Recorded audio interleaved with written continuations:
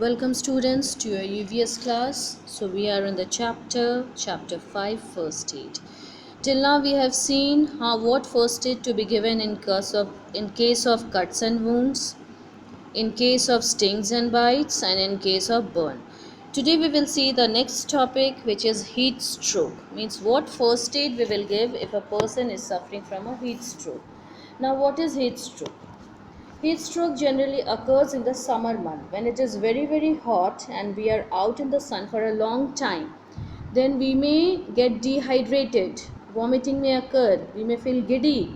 So this is heat stroke. Means गर्मी के मौसम में अगर हम लोग बहुत ज़्यादा गर्मी है बाहर और हम लोग को किसी कारणवश बाहर जाना पड़ रहा है, धूप में बहुत ज़्यादा खड़ा रहना पड़ रहा है, तो हमारे बॉडी से पानी का लॉस होता है विच इज़ डिहाइड्रेशन. उसके कारण क्या होता है, वॉमिटिंग शुरू हो जाता है, हेडेक होता है, फीवर आता है, पर्सन बेहोश भी हो जाता है.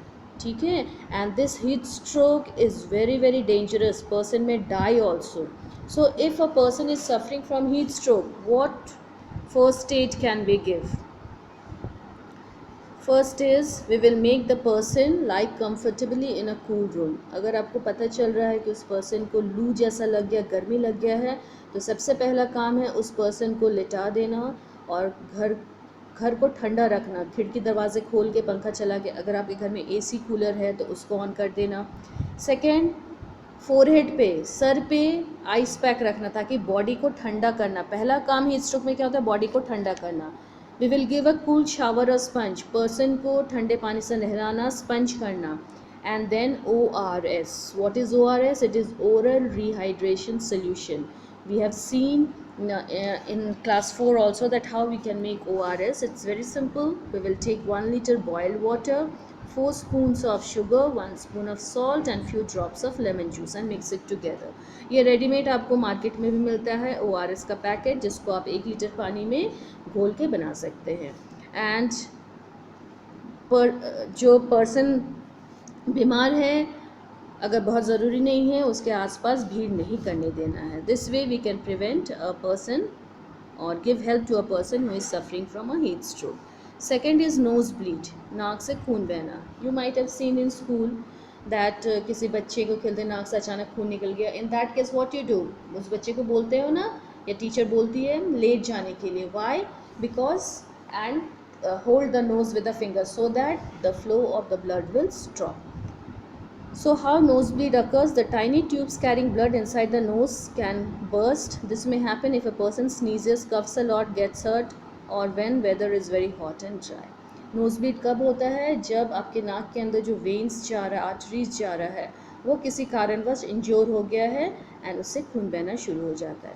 So in that case what you will do? Make the person sit straight. आप उस पर्सन को बोलेंगे सीधा बैठने के लिए. Press the nose, apply a ice pack on the bridge of the nose, and the person may not be allowed to blow his nose for a day. आप person को लेटने भी बोल सकते हैं या स्ट्रेट बैठना है, सर को थोड़ा पीछे की तरफ मूव करके दोनों फिंगर से आपको नोज़ को पकड़ना है एंड ठंडा वहाँ पे आइस पैक रखना है. ठीक है. This way we can give the first aid to a person who is having nose bleed. Now sprain and fracture.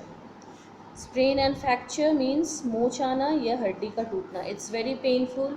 आपका अगर कभी भी किसी को देखे होंगे, if a person has broken the bone, if there is a sprain, that area is very painful. Okay, so what we have to do? A person who has got a fracture or sprain, first of all we have to make the person sit in a comfortable position. Okay, and we should not move that area. If any support is possible, अगर आपके आसपास कोई support देने का चीज़ है, जैसे अगर घर के आसपास मोच आया है पर्सन को, तो आप वहाँ पे कुशन या पिलो दे सकते हो. And as soon as possible we should take that person to the doctor. Doctor will do the x ray. वो देखेंगे कि वहाँ पे हड्डी टूटा है या स्प्रेन है, अकॉर्डिंगली मेडिसिन देंगे और या प्लास्टर करेंगे. Okay. And next is choking. This happens in small children. कभी कभी देखोगे बच्चे ने कुछ खा लिया, वो गले में अटक गया, सांस लेने में तकलीफ हो रहा है, that is choking. Okay. And choking is very dangerous. Why? Because it blocks the wind pipe. Wind pipe क्या है? वो पाइप जिससे हम सांस ले रहे हैं, सांस ही अटक गया तो वो बहुत डेंजरस है. So what we have to do in that case? See, a diagram is given here. We have to follow this.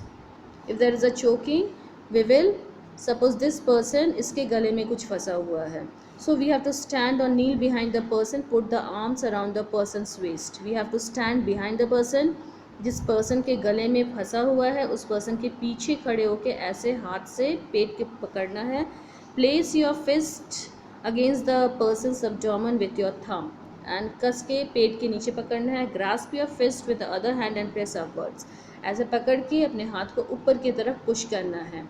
तो जो प्रेशर क्रिएट होगा उससे जो चीज़ फंसा हुआ है वो बाहर निकल जाएगा.